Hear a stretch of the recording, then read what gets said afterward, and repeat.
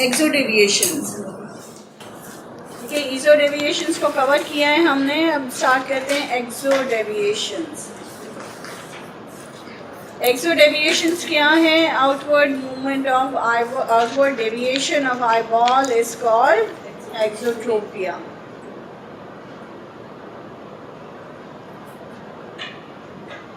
और इसमें week muscle कौन सा है? Medial rectus. और ओवर एक्टिंग मसल कौन सा है? Lateral rectus. ठीक है, जिसमें आंख आउटवर्ड डेविएट कर जाती है। ये यूनिलेटरल भी हो सकते हैं, ये बायलेटरल भी हो सकते हैं, ये लेटेंट भी हो सकते हैं और मैनिफेस्ट भी हो सकते हैं।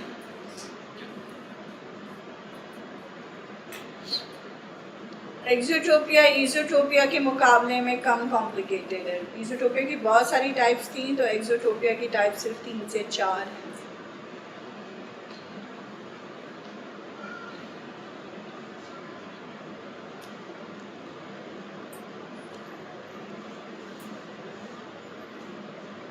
ईजोट्रोपिया की टाइप्स में एक्सो डेविएशंस में सबसे पहले आता है एक्सोट्रोपिया।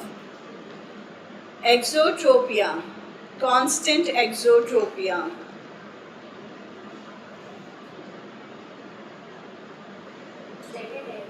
फर्स्ट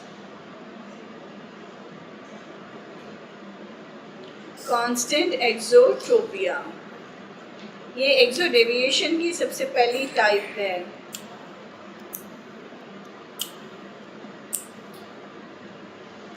इसका नाम से पता चल रहा है एक्सोट्रोपिया मतलब कांस्टेंट डेविएशन, मैनिफेस्ट डेविएशन। अब ये यूनिलेटरल भी हो सकता है और बायलेटरल भी हो सकता है। ये भी पॉसिबल है कि किसी एक आंख में हो, राइट या लेफ्ट में। ये भी मुमकिन है कि ये ऑल्टरनेट हो, दोनों आंखों में। मैनिफेस्ट एक्सोट्रोपिया, जहाँ ट्रोपिया आता है वहाँ मैनिफेस्ट स्क्विन की बात हो रही है।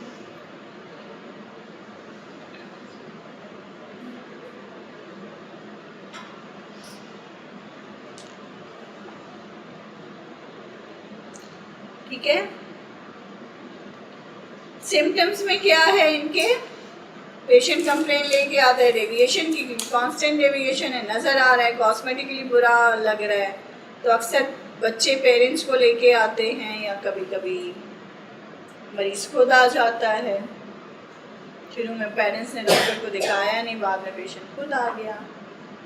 ये कंजेनाइटल भी हो सकते हैं और ये एक्वायर्ड भी हो सकते हैं। ठीक है, ये कंजेनाइटल भी हो सकता है और एक्वायर्ड भी हो सकता है। ये यूजुअली ऑल्टरनेट होते हैं, ज़्यादातर ऑल्टरनेट होते हैं, लेकिन ये राइट और लेफ्ट में भी हो सकते हैं।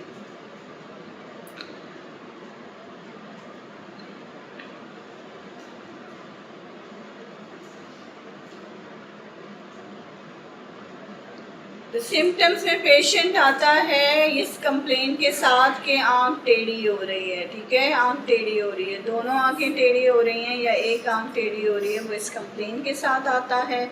और अक्सर और बेशतर वो नज़र की कंप्लेंट नहीं कर रहे होते, क्योंकि यूजुअली कांस्टेंट एक्सोट्रोपिया वाले केसेस में रिफ्रैक्टिव एरर इतना कॉमन नहीं है। मिलते हैं रिफ्रैक्टिव एरर, इसमें भी ज़्यादातर माइनस में होते हैं, मायोप होते हैं क्योंकि डाइवर्जेंट स्क्विंट है, लेकिन इसमें प्लस का एरर भी मिल सकता है।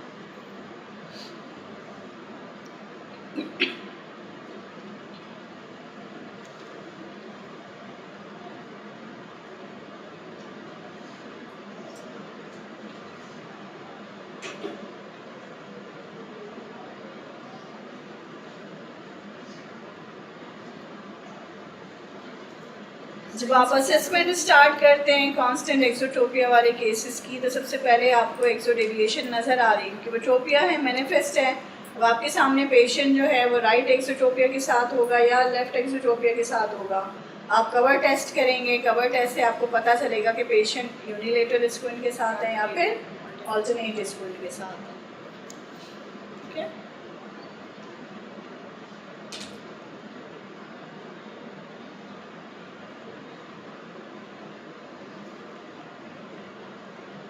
असेसमेंट ऐसी ही होगी जैसे कॉन्कॉमिटेंट डेविएशन की असेसमेंट होती है। आप कवर टेस्ट करते हैं, हर्शबर्ग करते हैं, फिर प्रिज्म कवर टेस्ट करते हैं एंगल ऑफ डेविएशन को मेजर करने के लिए। उससे पहले आप विजन कर चुके होते हैं, जिससे आपको आइडिया होता है कि आपका पेशेंट नॉर्मल विजन के साथ है या फिर विजन कम है उसकी। और विजन अगर कम है तो एक आंख में कम है या दोनों आंखों में कम है। अक्सर ऑल्टरनेट केसेस में भी डोमिनेंसी होती है। डोमिनेंसी क्या है? डोमिनेंसी क्या है? एक आंख से ज़्यादा देखता नहीं है। डोमिनेंसी एक आंख ज़्यादा वक्तों में स्ट्रेट रहती है और दूसरी ज़्यादा डेविएट रहती है। तो जो ज़्यादा स्ट्रेट रहती है उसको हम कहते हैं डोमिनेंट आई है, और जो ज़्यादा डेविएट रहती है वो नॉन डोमिनेंट आई है। तो ऐसे में ऑल्टरनेट केसेस में भी सम डिग्री ऑफ एम्ब्लायोपिया के चांसेस हैं। और अगर यूनिलेटरल एक्सोट्रोपिया है और वो काफ़ी लेट डायग्नोस हुआ है तो उसमें एम्ब्लायोपिया के चांसेस हैं। डेंस एम्ब्लायोपिया के चांसेस भी है, इवन 160 तक।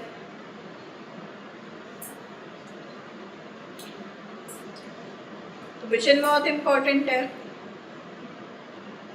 अगर पेशेंट ग्लासेस के साथ है तो क्या करेंगे? विद ग्लासेस भी विजन लेंगे, विदाउट ग्लासेस भी लेंगे, और आसफा क्या करेंगे? और विजन में, विजन की बात कर रही हूँ, रिफ्लेक्शन के बारे में बात नहीं कर रही। और क्या करेंगे? पिन होल भी करेंगे। ठीक है, कि मज़ीद इम्प्रूवमेंट की गुंजाइश है या नहीं है। ठीक है, तो विजुअल एक्विटी से आपको हिंट्स मिल गया कि आपका पेशेंट 6/6 है दोनों आंखों में। एक आंख में 6/6 है और दूसरी आंख में 6/18 है। कवर टेस्ट में आपको पता चला कि जिस आंख में 6/18 है वही आंख स्क्विंटिंग है या ऑल्टरनेट है, लेकिन वो नॉन डोमिनेंट आई है। ठीक है, दोनों चीज़ें मिल सकती हैं। या वो फ्रीली ऑल्टरनेट है, वो फ्रीली ऑल्टरनेट है, उसमें कोई डोमिनेंसी नहीं है, लेकिन फिर भी एक आंख में विजन 6/6 है और दूसरी आंख में 6/18 है। तो उसमें क्या हो सकता है? एम्ब्लायोपिया क्यों होगा? डोमिनेंट नहीं है, कोई डोमिनेंसी नहीं है, ऑल्टरनेट डेविएशन है। क्यों होगा एम्ब्लायोपिया? एम्ब्लायोपिया हो सकता है। क्यों होगा एम्ब्लायोपिया? अगर ये केस है तो एम्ब्लायोपिया का रीज़न क्या है? कहाँ से आवाज़ आ रही है? एनाइसोमेट्रोपिया। सही कह रही हैं, ज़ोर से बोलें। एनाइसोमेट्रोपिया हो सकता है उस पेशेंट को। हो सकता है कि उसका रिफ्रैक्टिव एरर हो और वो एनाइसोमेट्रोपिक एम्ब्लायोपिया में हो। ये भी हो सकता है कि उसको एनाइसोमेट्रोपिक एम्ब्लायोपिया नहीं है लेकिन एनाइसोमेट्रोपिया है, और जैसे ही आप रिफ्रैक्टिव करेक्शन लगाओगे वो 6/6 हो जाएगा। दोनों पॉसिबिलिटी हो सकती है। ठीक है, तो वो तो आप रिफ्रैक्शन तो एक इम्पॉर्टेंट पार्ट है असेसमेंट का, तो जब करेंगे तो आपको पता चल जाएगा। लेकिन ये पॉसिबिलिटीज़ हो सकती हैं कांस्टेंट एक्सो डेविएशंस के साथ। और अक्सर पेशेंट कोई रिफ्रैक्टिव एरर सिग्निफिकेंट नहीं होता। पेशेंट आपका दोनों आंखों से 6/6 होता है या फिर एक आंख से 6/9 और 6/12 होता है अगर डोमिनेंसी है तो। और अगर थोड़ा बहुत रिफ्रैक्टिव एरर है 0.5, 0.75, सिलेंडर है तो आप लगा देते हो तो वो 6/6 हो जाता है। ठीक है, तो आपने असेसमेंट की, राइट स्क्विंट है, लेफ्ट स्क्विंट है, ऑल्टरनेट स्क्विंट है, आपने एंगल ऑफ डेविएशन को मेजर किया, आपने रिफ्रैक्शन की। रिफ्रैक्शन के बाद आपका पेशेंट 6/6 होता है या नहीं होता। ठीक है, अगर वो रिफ्रैक्शन के बाद 6/6 हो रहा है तो फिर आप उसको ग्लासेस की करेक्शन करके 1-2 महीने बाद दोबारा बुलाते हैं। ठीक है, उसकी मैनेजमेंट में क्या है? अगेन मैनेजमेंट कोई भी हो, बार बार मैं एक बात बता रही हूँ, रिपीट कर रही हूँ, कोई भी स्क्विंट हो, किसी भी टाइप का स्क्विंट हो, कोई और पेशेंट हो, तो सबसे पहले रिफ्रैक्शन इम्पॉर्टेंट है। सबसे पहले इम्पॉर्टेंट है बेस्ट पॉसिबल करेक्शन। फिर आपका पेशेंट ऑर्थोप्टिक का हो, लो विजन का हो, रिफ्रैक्शन का हो या कॉन्टैक्ट लेंस का हो या कोई डिजीज़ हो, आप बेस्ट पॉसिबल करेक्शन ज़रूर करेंगे। आपने बेस्ट पॉसिबल करेक्शन कर दी। जो 6/6 वाले केसेस होते हैं उनको तो बेस्ट पॉसिबल की ज़रूरत नहीं होती, वो तो होते ही ग्लासेस के साथ नॉर्मल है या फिर उनको रिफ्रैक्टिव एरर नहीं है। तो refraction is a important part of orthoptic assessment. अब आपके पास इनकी मैनेजमेंट में आपने असेसमेंट कर दी, आपको मिल गया कि ये ऑल्टरनेट एक्सोट्रोपिया है, ये राइट है या ये लेफ्ट है। आपको विजन भी मिल चुकी है कि कौन सी आंख में कितनी विजन है। जब आप रिफ्रैक्शन करते हैं, आपने रिफ्रैक्टिव एरर की करेक्शन कर दी, चाहे वह एनाइसोमेट्रोपिया या आइसोमेट्रोपिया, उसके बाद पेशेंट 6/6 हो जाता है। तो आपके पास क्या बचता है ट्रीटमेंट ऑप्शन?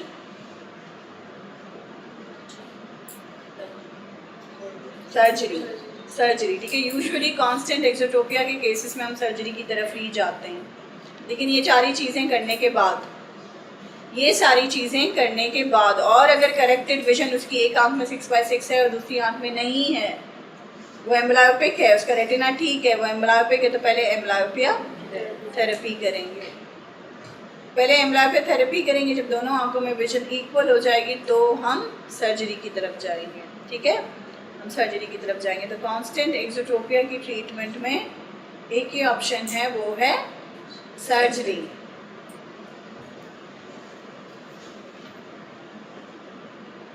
सर्जरी से पहले हम कम से कम 2 दफ़ा उसको असेस ज़रूर करते हैं कि कांस्टेंट में कोई वेरिएशन तो नहीं आ रही, क्योंकि अक्सर स्क्विंट में वेरिएशंस बहुत होती हैं कि एक विजिट में आपने देखा तो 75 की डेविएशन आ रही है, दूसरे विजिट में देखा आपने तो 55 की डेविएशन आ रही है। तो ऐसे में आप 2 असेसमेंट सर्जरी से पहले ज़रूर करते हैं, गैप दे के महीने 2 महीने की, फिर आप सर्जरी प्लान करते हैं, ठीक है। ये कांस्टेंट एक्सोट्रोपिया है।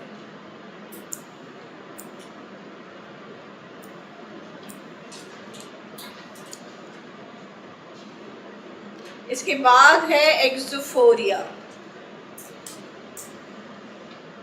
या आप कह सकते हैं कि एक्सोफोरिया पहले है, एक्सोट्रोपिया उसके बाद है। एक्सोफोरिया कौन सी डेविएशन है? लेटेंट।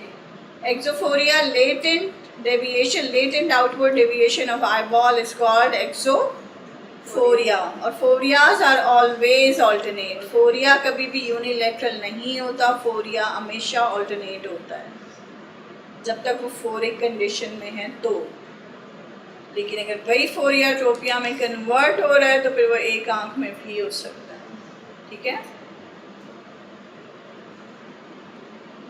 तो एक्सोफोरिया वाले पेशेंट आपको सबसे ज़्यादा कॉमन मिलते हैं। आप लोग जितने भी मायो बैठे हुए हैं वो ग्लासेस हटाएं तो सब एक्सोफोरिया के साथ हैं। जिसका डाइवर्जेंट रिफ्रैक्टिव एरर है उसकी आंखें डाइवर्जेंस में हैं, और 90% लोगों को नॉर्मोफोरिया होता है। 10% लोग सिर्फ ऐसे हैं जो ऑर्थोफोरिक हैं, जो बिल्कुल ऑर्थोफोरिक है, मतलब आँख में कोई फोरिया नहीं है। 90% लोग ऐसे हैं, चाहे उनका कोई रिफ्रैक्टिव एरर हो या ना हो, वो एक्सोफोरिया के साथ हैं, लेकिन उस एक्सोफोरिया को हम कहते हैं नॉर्मोफोरिया। नॉर्मोफोरिया इसलिए कह रहे हैं क्योंकि वो 4 से 5% डायोप्टर का होता है, जो कि नेग्लिजिबल है, तो इसीलिए हम उसको रखते हैं नॉर्मोफोरिया में।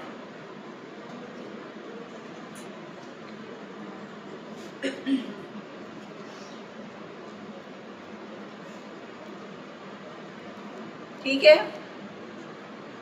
बाकी मायोप्स जितने भी हैं विदाउट ग्लासेस वो 10 to 12% तक के एक्सोफोरिया के साथ होते हैं।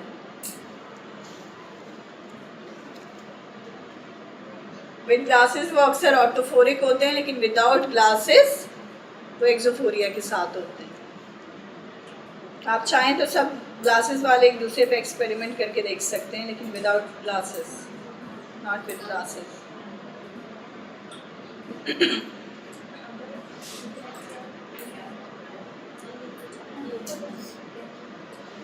एक्सोफोरिया सबसे ज़्यादा कॉमन टाइप है। एक्सोफोरिया की डिग्रीज हैं कि अगर वो 10% तक है, 12% तक है, तो वो कोई भी प्रॉब्लम नहीं करेगा। लेकिन एक्सोफोरिया अगर 20-25% तक पहुंच जाए या 30% तक पहुंच जाए तो पेशेंट को एस्टेनोपिक कंप्लेंट्स शुरू हो जाती हैं। और एक्सोफोरिया की कॉजेज़ में क्या क्या हैं या टाइप्स कौन कौन सी हैं? Convergence insufficiency, fatigue of convergence, convergence insufficiency causes में आप कह सकते हो, आप इसको टाइप भी कह सकते हो। वैसे यूजुअली वो एक ही होती है, वो है कन्वर्जेंस इनसफिशिएंसी। मैं फोरिया की बात कर रही हूँ, एक्सोफोरिया की। कन्वर्जेंस इनसफिशिएंसी होती है तो पेशेंट नियर में एक्सोफोरिया डेवलप कर लेता है।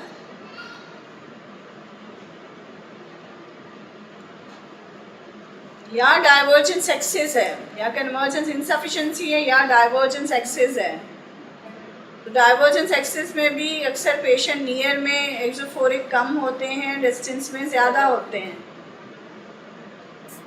और कन्वर्जेंस इनसफिशिएंसी में नियर में ज़्यादा होता है और डिस्टेंस में कम होता है। अब इसको भी आप कह सकते हैं कि ये हाई ACA रेशो है, ये हाई ACA रेशो है। जो नियर में एक्सोफोरिया आपको ज़्यादा मिल रहा है और डिस्टेंस में कम मिल रहा है, तो ये हाई ACA रेशो है।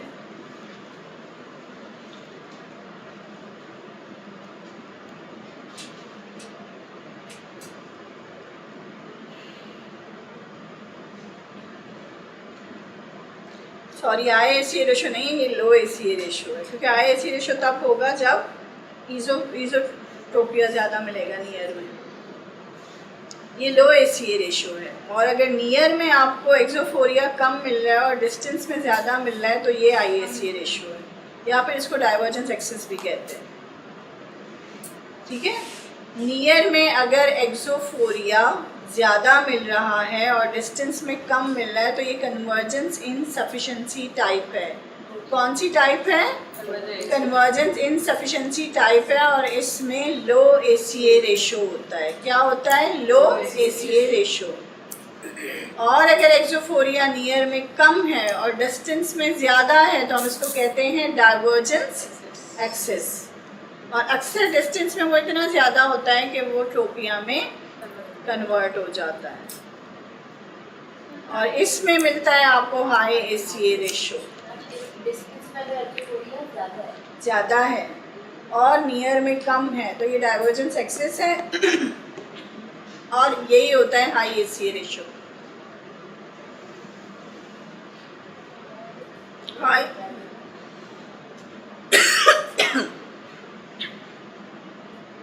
High ACA ratio.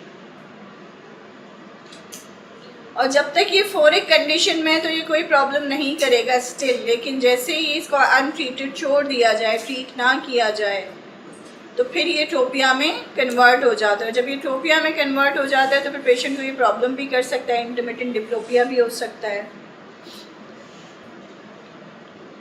फ़र्ज़ करें पेशेंट शुरू से 5 साल की एज से फोरिया के साथ है, 10 साल में उसका फोरिया बढ़ गया, ठीक है, उसने ट्रीट नहीं किया, उसकी कोई ट्रीटमेंट नहीं ली, कोई ग्लासेस, कोई एक्सरसाइज, कुछ नहीं। वही पेशेंट 15 साल में पहुंच के डीकम्पनसेट हुआ। जब वो डीकम्पनसेट हुआ तो उसने ट्रोपिया डेवलप कर लिया। जैसे ही आम 15 साल में ट्रोपिया में जाएगी पेशेंट को डिप्लोपिया हो जाएगा। फिर डिपेंड करता है कि उसका कन्वर्जेंस फ्यूजनल एम्पलीट्यूड कितना है, वो उसको ओवरकम कर सकता है या नहीं। अगर वो उसको ओवरकम कर सकता है तो फिर उसको इंटरमिटेंट डिप्लोपिया होगा, मतलब जब आँख स्ट्रेट होगी डिप्लोपिया नहीं होगा, लेकिन जैसे ही आँख डेविएट होगी डिप्लोपिया होगा। और अगर उसका कन्वर्जेंस फ्यूजनल एम्पलीट्यूड बिल्कुल ख़त्म हो चुका है तो वो कांस्टेंट डिप्लोपिया भी डेवलप कर सकता है। तो एक्सोफोरिया के केसेस यूजुअली सिंपल होते हैं। आपके पास पेशेंट आता है कंप्लेन के साथ कि दर्द होता है जब नियर का कोई काम कर रहे हैं, या बहुत ज़्यादा जब नज़दीक का काम करते हैं तो एक आँख अक्सर थोड़ी बहुत टेढ़ी लगने लगती है। आप पेशेंट को असेस करते हैं, पेशेंट को आपको एक्सोफोरिया मिलता है, एस्टेनोपिया मेन सिम्टम्स हैं, डेविएशन भी हो सकती है, कभी कभी वो कांस्टेंट भी हो जाता है, लेकिन विद इन सेकेंड वो दोबारा से स्ट्रेट हो जाती है।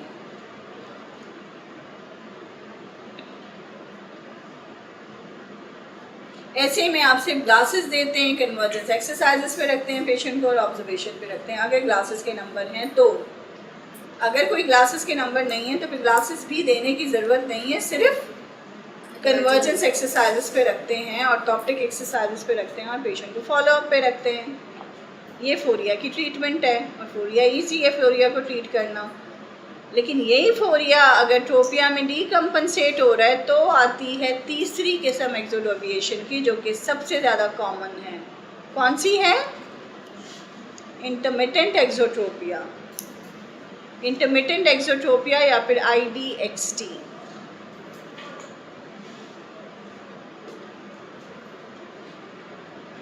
इंटरमिटेंट एक्सोट्रोपिया में पेशेंट फोरिक भी होता है और ट्रोपिक भी होता है, क्योंकि ये वो सेंटर वाली कंडीशन है जो फोरिया और ट्रोपिया के बीच में होती है।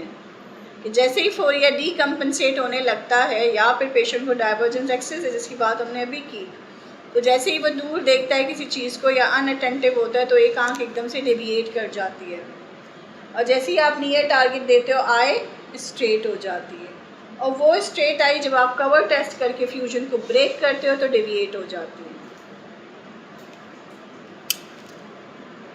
तो इंटरमिटेंट एक्सोट्रोपिया सबसे ज़्यादा कॉमन है, कांस्टेंट और फोरिया दोनों से ज़्यादा कॉमन है। फोरिया तो यूँ समझे कि नॉर्मल कंडीशन है, जब तक वो लिमिट में है, लिमिट क्रॉस करेगी तो वो इंटरमिटेंट में चली जाएगी।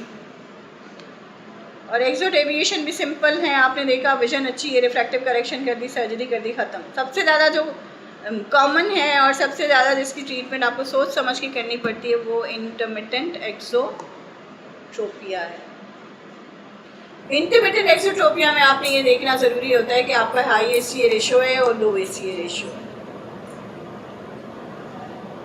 हाई ACA रेशो है या लो ACA रेशो है ये देखना ज़रूरी होता है। या डायवर्जेंस एक्सिस की अगर हम बात करें तो आपको ये देखना होता है कि फॉल्स डायवर्जेंस एक्सिस है या ट्रू डायवर्जेंस एक्सिस है, या फिर ये सिमुलेटेड डायवर्जेंस एक्सिस है या ये ट्रू डायवर्जेंस एक्सिस है।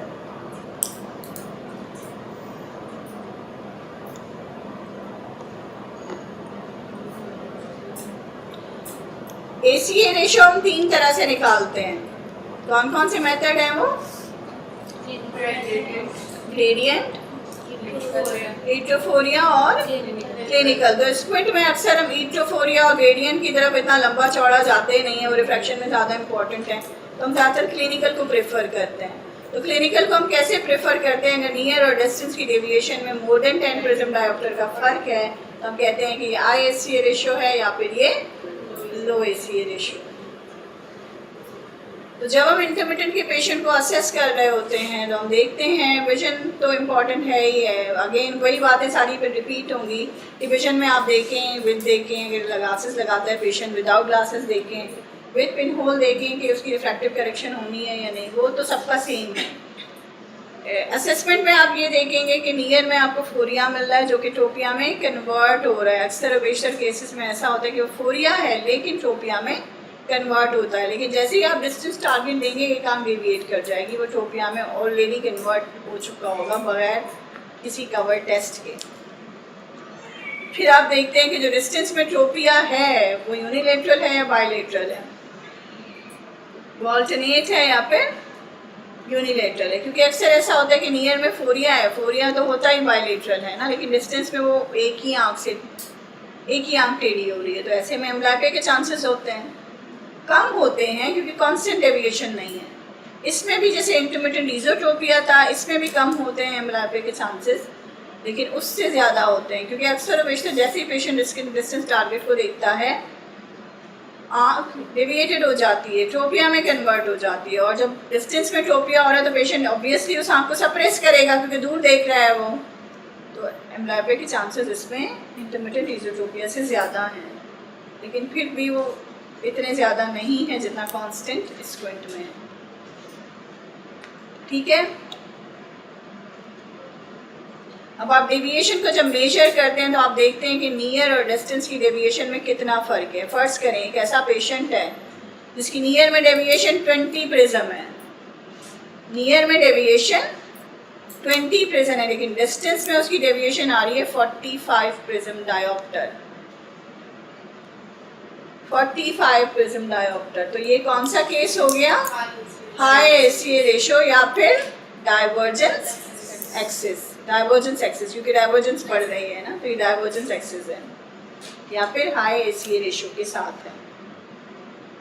अब आपने ये देखना है कि ये जो डायवर्जेंस एक्सिस आपके पास आ रही है ये ट्रू है या सिमुलेटेड है, ट्रू है या फॉल्स है, सिमुलेटेड है। सिमुलेटेड का मतलब है कि उसकी डीकम्पनसेट हुई है तो इसीलिए हो रहा है। अगर आप नियर की डेविएशन जो कम्पनसेटेड है इसीलिए कम आ रही है, और अगर आप डेविएशन को बिल्कुल डीकम्पनसेट करें तो नियर की डेविएशन भी इतनी ही ज़्यादा है जितनी डिस्टेंस की है। वो तो चूँकि ओवर कन्वर्जेंस हो रही है तो इसीलिए वो उसको कवर कर रही है, क्योंकि हाई ACA रेशो है, ओवर कन्वर्जेंस है, इसीलिए वो एक्सो को नियर में कवर कर रही है।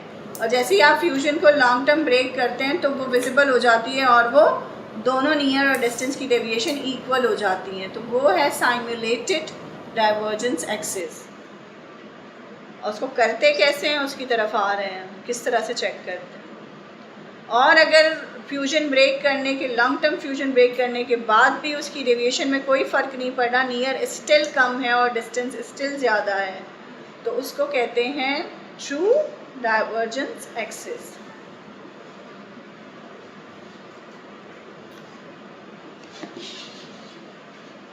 और उसके लिए फिर ट्रीटमेंट बिल्कुल अलग हो जाती है। साइमुलेटेड की ट्रीटमेंट अलग है, ट्रू की बिल्कुल अलग है।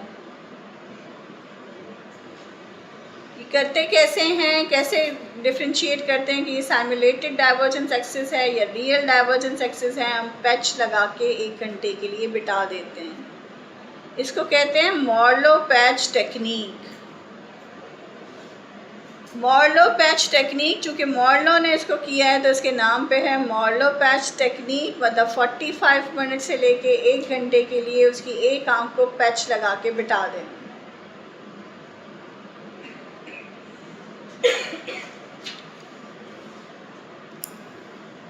ये स्क्रीन ऑफ हो गई है मैं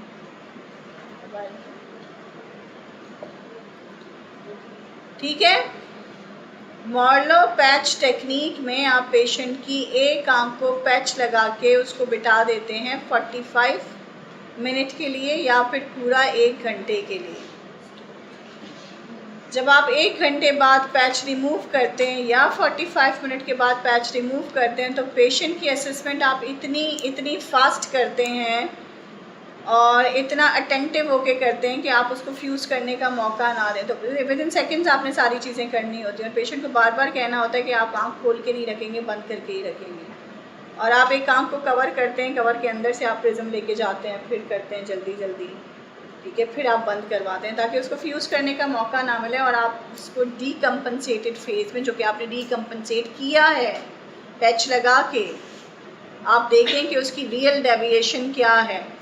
रियल डेविएशन नियर में कितनी है और डिस्टेंस में कितनी है। और अगर वो इस पैच टेस्ट के बाद साइमुलेटेड डाइवर्जेंस एक्सिस निकलता है, डेविएशन नियर में भी 45 है या 40 है और डिस्टेंस में 45 है, तो फिर आपके पास ट्रीटमेंट ऑप्शन में सर्जरी है। ट्रीटमेंट ऑप्शन में सर्जरी है, आप सर्जरी की तरफ जाते हैं। आपको एंगल ऑफ डेविएशन मिल गया कि बेसिक डेविएशन थी 40 की, आप 40 के लिए प्लान करेंगे, पेशेंट को ऑपरेट करेंगे। लेकिन अगर वो साइमुलेटेड नहीं है, वो रियल है, तो हाई एससीए रेशो है। अब हाई एससीए रेशो को कैसे ट्रीट करेंगे, कैसे करेंगे, हम ये डिस्कस कर चुके हैं पिछले सेमेस्टर में क्लिनिकल रिफ्रैक्शन में। कैसे करेंगे, प्लस एडिशन प्लस लेंसेज लगाएंगे पेशेंट को, ठीक है। एडिशन प्लस लेंसेज लगाएंगे, बाइफोकल ग्लासेस देंगे ताकि नियर में उसकी IACA रेशो को बैलेंस किया जा सके और फिर उसकी डेविएशन को हम मेजर करें। और एक टाइम आता है कि फिर हम सर्जरी की तरफ जाते हैं जब हमें सही डेविएशन मिलती है और हम बेसिक डेविएशन लेते हैं। जैसे नियर में अगर 25 हो गया और डिस्टेंस में वो 45 है, तो 25 और 45 की अगर हम बेसिक डेविएशन निकालें तो 30-35 है, तो हम उसके लिए प्लान करते हैं, ऑपरेट करते हैं। तो ट्रीटमेंट ऑप्शन इसका कन्वर्जेंस एक्सरसाइजेज हैं। Number 1 correction of glasses, correction of refractive error. Number 2 amblyopia treatment अगर है तो। Number 3 orthoptic exercises, convergence exercises, जो कि मुख्तलिफ़ किस्म की होती हैं, लेकिन सबसे ज़्यादा इफ़ेक्टिव है pencil pushup. Pencil pushup exercises सबसे इजी और सबसे इफ़ेक्टिव है। इसके अलावा आप प्रिज्म बार के थ्रू भी एक्सरसाइजेस करवा सकते हैं कन्वर्जेंस फ्यूजन एम्पलीट्यूड को इम्प्रूव करने के लिए। अगर इनसफिशेंसी का केस है तो डाइवर्जेंस एक्सिस में उसका कोई रोल नहीं है। और अगर साइमुलेटेड है और ट्रू है, तो ट्रू में तो आप ग्लासेस की तरफ जाएंगे, बाइफोकल ग्लासेस की तरफ जाएंगे, डेविएशन लेंगे और सर्जरी कर देंगे। और अगर कन्वर्जेंस इनसफिशेंसी टाइप है तो फिर आप कन्वर्जेंस इनसफिशेंसी के लिए एक्सरसाइजेस देंगे, जो कि पेंसिल पुशअप हैं, जो कि आपका प्रिज्म बार के थ्रू करवाएंगे, और स्टीरियोग्राम्स हैं जो कि यहाँ अवेलेबल नहीं हैं, उनके थ्रू एक्सरसाइजेस देंगे। और वो होते भी बहुत मुश्किल हैं, पेशेंट के लिए करना और समझना मुश्किल है। तो सबसे ईजी है पेंसिल पुशअप और एज वेल इफ़ेक्टिव भी है। इफ़ेक्टिव बी है, ठीक है। तो 50% चांसेस होते हैं आपके पास, अगर बच्चा 3 साल में आया है, 4 साल में आया है, 50% चांसेस होते हैं कि ये कन्वर्जेंस एक्सरसाइज से स्ट्रेट हो जाए, स्क्विंट इसका ख़त्म हो जाए मुकम्मल तौर पर, ठीक है। और 50% चांसेस ये होते हैं कि वो एक्सरसाइज से बेहतर तो ज़रूर होगा लेकिन ठीक नहीं होगा, ठीक नहीं होगा। और लेटर ऑन जब 6-7 साल का बच्चा हो जाता है तो फिर अगेन आप सर्जरी की तरफ जाते हैं। तो ये है इंटरमिटेंट एक्सोट्रोपिया, उसकी क्लिनिकल फीचर्स या उसकी फाइंडिंग्स या फिर साइंस, ठीक है, और उसकी मैनेजमेंट। अब इसमें यकीनन आप लोग कंफ्यूज हैं क्योंकि आप सबकी शक्लों से पता चल रहा है कि आप लोगों को समझ में नहीं आया, बहुत ऊपर से जा रहा है। तो कैसे समझाएं? तो सबसे आसान करके समझाया है मैंने, क्या समझ में नहीं आया? चलिए ये बताएं। ये आखिरी वाला आखिरी वाला क्या साइमुलेटेड और ट्रू? यहाँ से सब देखो, इंटरमिटेंट एक्सोट्रोपिया के केसेस को और सिंपल करते हैं। आपके पास क्लिनिक में इंटरमिटेंट एक्सोट्रोपिया के केसेस आए हैं और जो मेरे साथ क्लिनिक में रह चुके हैं वो देख चुके हैं कि हमारे पास ज़्यादातर केसेस इंटरमिटेंट एक्सोट्रोपिया के आते हैं। ऐसा ही होता है कि नियर में फोरिया है और डिस्टेंस में ट्रोपिया है, ऐसा ही होता है ना खतीजा, आप भी थी, ऐसा ही है।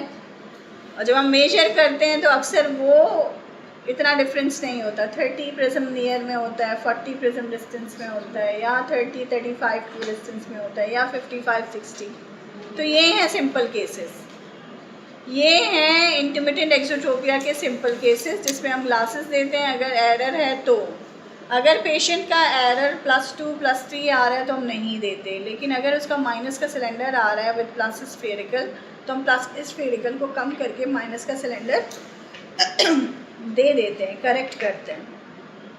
तो ये तो है सिंपल केसेस। आपने ग्लासेस दिया अगर ज़रूरत है और कन्वर्जेंस एक्सरसाइजेस बता दिए, पेंसिल पुशअप, आप उसको कहते हैं कि ये एक्सरसाइजेस करवाएं 25 टाइम मॉर्निंग में, 25 टाइम आफ्टरनून में, दैन 25 टाइम नाइट में, और आप उसको फॉलोअप दे देते हैं 3 महीने का। फिर आप फर्दर उसको असेस करते रहते हैं कि उसकी डेविएशन इम्प्रूव हो रही है या नहीं हो रही। जो पेशेंट प्रॉपर तरीके से एक्सरसाइजेस करते हैं उनमें आपको इम्प्रूवमेंट मिलती है और उनका एंगल ऑफ डेविएशन कम होता है। 30 से 25 पे आया, 25 से 20 पे आया, ठीक है, इस तरह होता है। तो ये केसेस आप तब तक चलाते हैं जब तक बच्चा 6 साल का नहीं हो जाता। अगर एम्ब्लायोपिया के चांसेस नहीं है तो विजन अच्छी है, 6/6 है दोनों आँखों में, लेकिन डेविएशन जो है वो ज़्यादा है, डोमिनेंसी है और एक आँख एम्ब्लायोपिया में जा रही है, तो फिर आप अर्ली सर्जरी भी कर सकते हैं। आप सर्जरी 5 साल की उम्र में भी कर सकते हैं।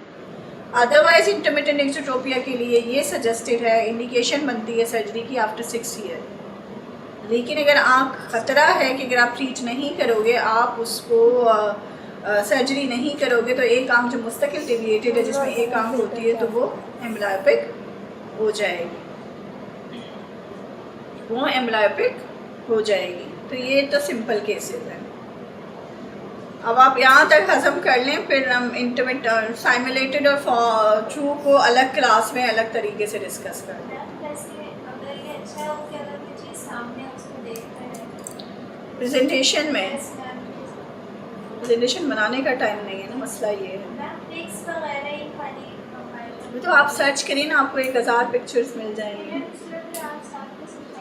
लेकिन यहाँ पे तो सेटअप भी नहीं है ना, यहाँ कहाँ करेंगे सैटरडे वाले दिन क्लास में, यहाँ पे तो है ही नहीं प्रोजेक्टर। ऐसा कर लेते हैं फिर, तो इसकी तो मैं स्लाइड्स कहीं से निकाल के आप लोगों को भेज दूँगी, आप लोग पढ़ लीजिएगा, फिर जो पॉइंट समझ में ना आए तो डिस्कस कर लेंगे, ठीक है। इंटरमिटेंट एक्सोट्रोपिया में कंफ्यूज हैं आप लोग, साइमुलेटेड और ट्रू में